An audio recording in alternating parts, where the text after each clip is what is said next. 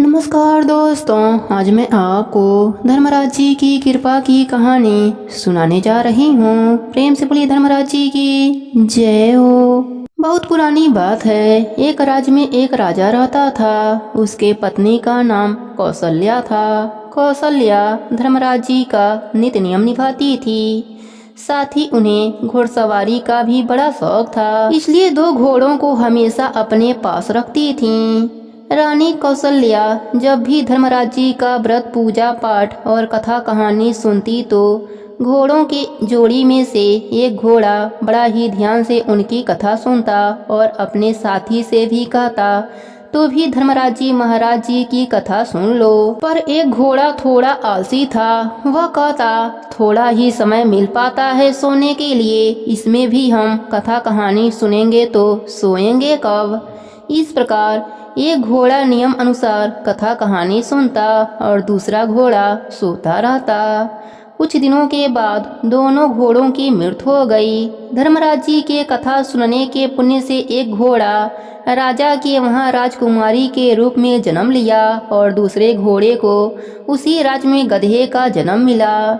धीरे धीरे राजकुमारी 14 वर्ष की हो गई। राजा राजकुमारी का विवाह एक राजकुमार से तय कर दिया। विदाई के समय राजकुमारी ने अपने पिताजी से कहा कि पिताजी, मुझे यह गधा चाहिए। राजा ने कहा, बेटी, आप इस गधे का क्या करेंगी। पर राजकुमारी के बार बार कहने पर राजा डोली के साथ गधे को भी विदा कर दिया।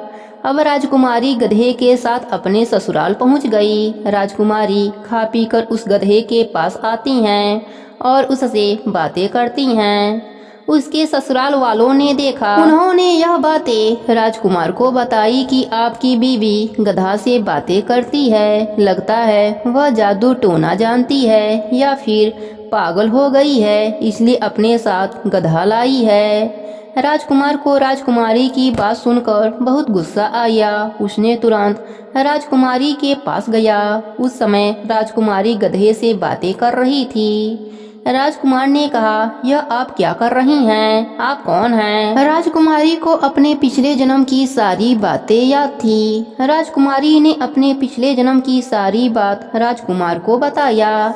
राजकुमार बोला, धर्मराज जी महाराज जी का कथा कहानी का नेम निभाने से इतना बड़ा पुण्य मिलता है, तो हम भी धर्मराज जी का व्रत, पूजा पाठ और कथा कहानी सुनने का नेम निभाएंगे। राजकुमार ने अपने पूरे राज्य में यह घोषणा करा दी। सारे लोग धर्मराज जी महाराज का व्रत, पूजा पाठ और कथा कहानी का नेम निभाएंगे। राजकुमार ने पुरोहितों को आदेश दिया कि इस गधे को नियम के अनुसार धर्मराज जी की कथा कहानी सुनाया जाए।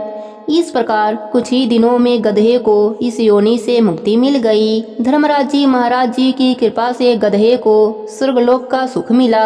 राजकुमार के राज्य में धर्मराज जी की कृपा बरसने लगी। पूरे राज्य के लोगों को अन्य धन की कमी नहीं होती थी। सभी लोगों का काया निरोगी हो गया। कोई भी प्राणी अल्पायु नहीं मरता था। सभी लोग अपनी पूरी आयु जीते थे।